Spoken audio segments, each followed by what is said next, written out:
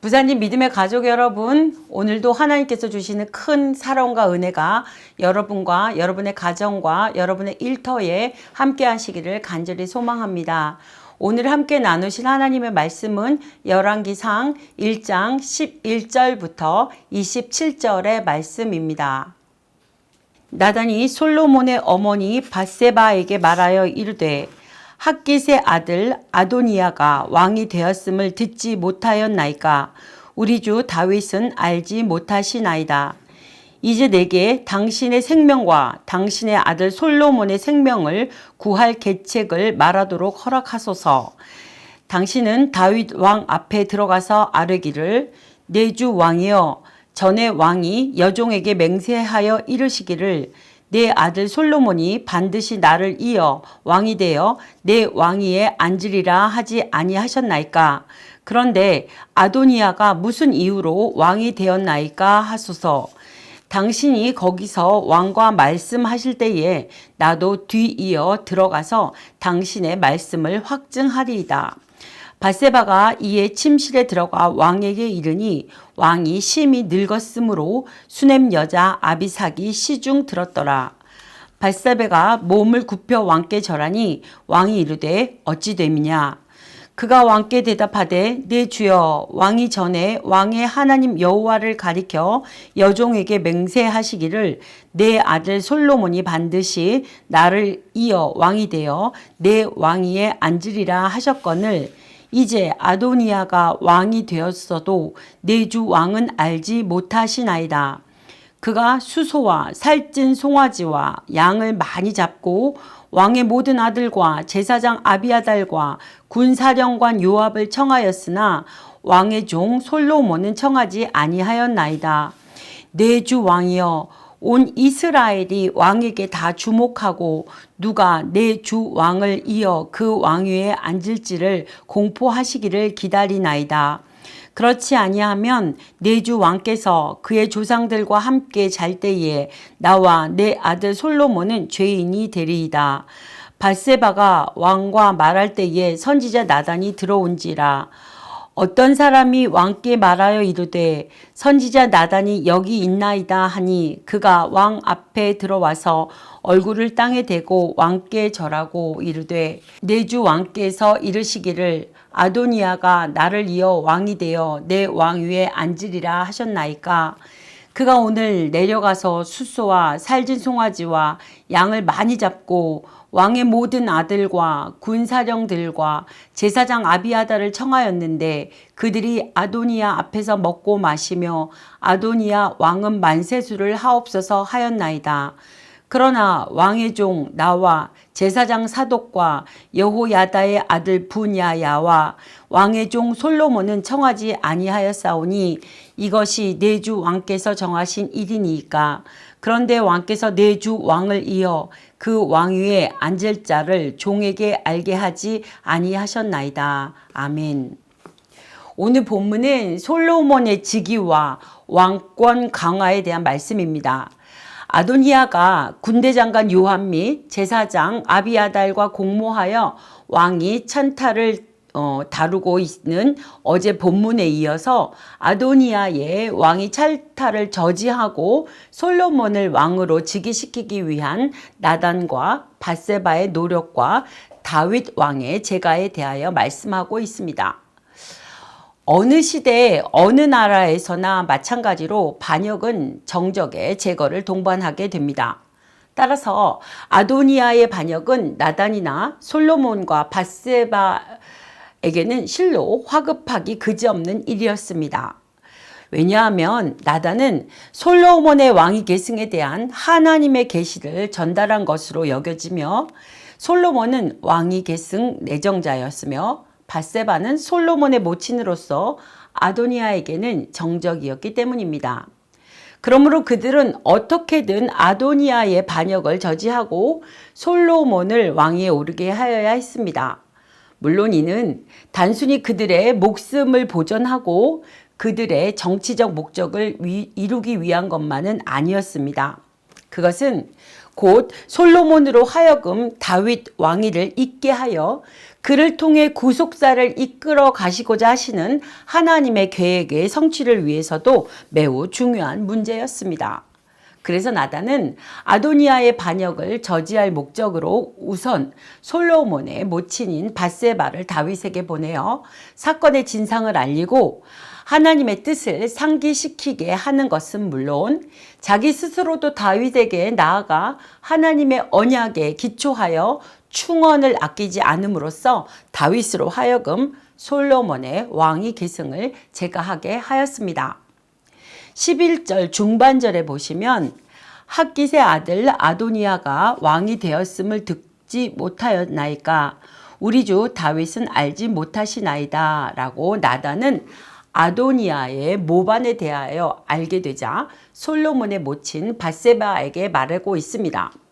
이러한 말씀에는 아도니아의 반란에 대하여 신속하게 대처해야 하며 아도니아가 도모하는 일이 하나님의 뜻이 아니라는 것을 말하고자 함입니다.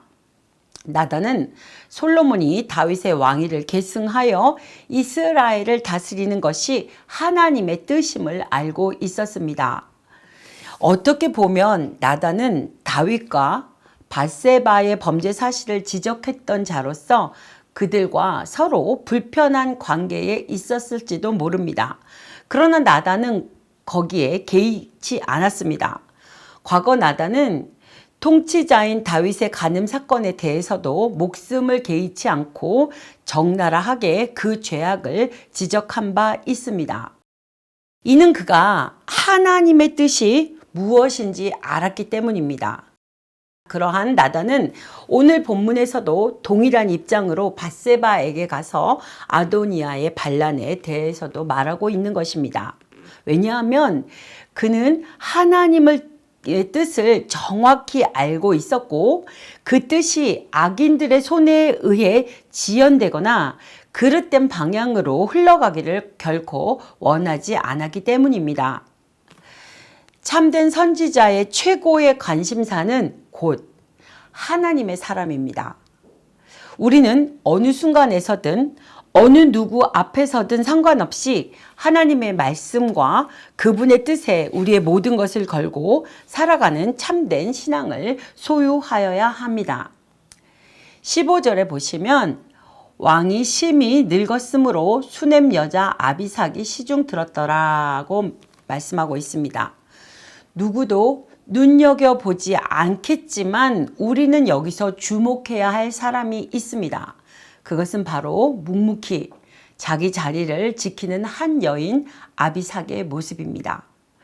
본문에서 그리고 성경 전체에서 우리는 그녀에 대한 어떤 수식어도 어떤 칭찬도 발견할 수 없습니다. 단지 아비삭은 자기가 있어야 할 자리에 있으면서 자기가 해야 할 일을 하고 있을 뿐입니다.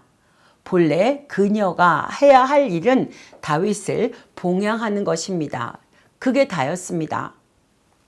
아비삭은 누가 알아주건 알아주지 않건 그녀는 자기 자리에서 다윗을 봉양하면서 자신이 해야 할 일을 감당하고 있었습니다. 그것이 그녀가 보여줄 수 있는 최선의 모습이었습니다. 이 같은 아비삭의 자세를 통해 우리는 하나님의 백성이 어떤 삶을 살아야 하는지를 교훈받을 수 있습니다. 그것은 우리가 많은 일을 해야만 하나님이 기뻐하시는 것이 아니라는 사실입니다. 남들이 볼 때 아무것도 하는 것이 없는 것 같아도 자기 자리를 성실하게 지키며 그 자리에서 자기에게 맡겨진 일에 최선을 다하는 것을 하나님은 기뻐하신다는 것입니다. 하나님은 그렇게 자기 자리에서 사명을 묵묵히 감당하는 사람을 주목하십니다. 저와 여러분에게 어떤 자리가 주어지든지 간에 그곳에서 묵묵히 자기의 일을 감당하시기를 간절히 소망합니다. 22절부터 27절에서는 우리는 다시금 앞서 언급된 악인들의 이름과 그들의 도모를 보게 됩니다. 이 내용은 앞절 5절부터 10절 사이에 일반적인 관점에서 서술한 바 있습니다. 그리고 이와 동일한 내용을 나단이 밧세바에게 전하는 형식으로 반복하고 밧세바가 나단에게 들은 것을 다윗에게 전하는 형식으로 다시금 반복합니다. 결국 똑같은 내용을 무려 4번이나 반복하고 있는 것입니다. 여기서 우리는 왜 4번씩이나 반복을 해야 했는지를 생각해 보지 않을 수 없습니다. 그것은 바로 성도가 죄와 악을 정확히 분별해야 하며 그것을 관과하지 말아야 한다는 것을 강조하기 위해서입니다. 겉모습만 따지면 이 악한 자들도 나름의 그럴듯한 구색을 갖추고 있었음을 보게 됩니다. 그들 중에는 생존하는 다윗의 아들 중 맏아들일 격인 아도니아가 있었고, 이전에 다윗의 군대 장관으로서 전쟁을 같이 하여 이스라엘의 승리를 안겨다 준 요압도 있습니다.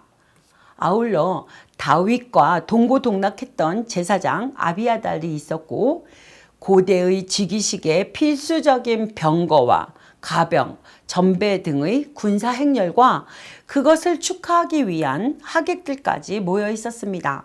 그러나 아무리 그럴듯한 사람들이 모여 있고 필요한 준비가 되어 있어도 그 모든 것은 하나님의 뜻에 위배되는 것이었습니다. 이렇게 반복되는 표현을 통해서 그것이 반역이고 죄악이라는 사실을 직시해야 한다고 강조하고 있는 것입니다. 우리가 믿고 있는 하나님은 모든 것을 진리대로 판단하시며 겉으로 보여지는 그 껍데기가 아무리 그럴듯해도 그 숨겨진 동기와 중심을 보시고 그것에 따라 선악을 판단하시는 분입니다.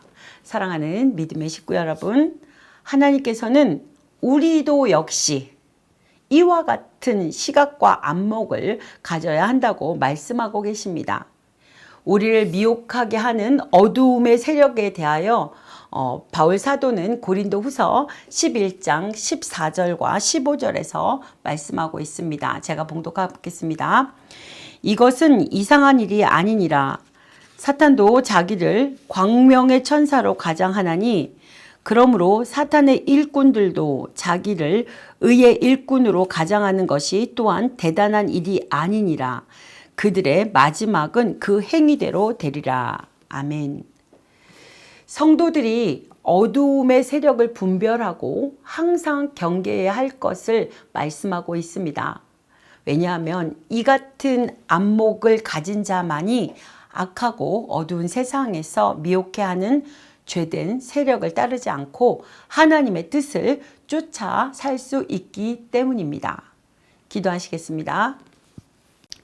은혜의 하나님, 하나님의 뜻이 이루어지도록 우리가 해야 할 일, 우리가 할 수 있는 일을 알려주시고 그 일에 순종하며 나아가는 우리 모든 믿음의 식구들과 우리 교회가 되기를 원합니다. 누가 알아주건 알아주지 않건 우리 각자의 자리에서 내가 해야 할 일을 감당하게 하시고 주님이 주시는 기쁨을 맛보는 축복을 허락하여 주시옵소서. 사랑의 주님, 오늘도 우리 믿음의 식구들을 눈동자와 같이 지켜주시고 권능의 손을 펴사 하나님의 그 크신 사랑으로 덧입혀 주시옵소서. 우리의 산성이 되시며 피난처 되시는 하나님을 찬양합니다. 예수님의 이름으로 기도드립니다. 아멘.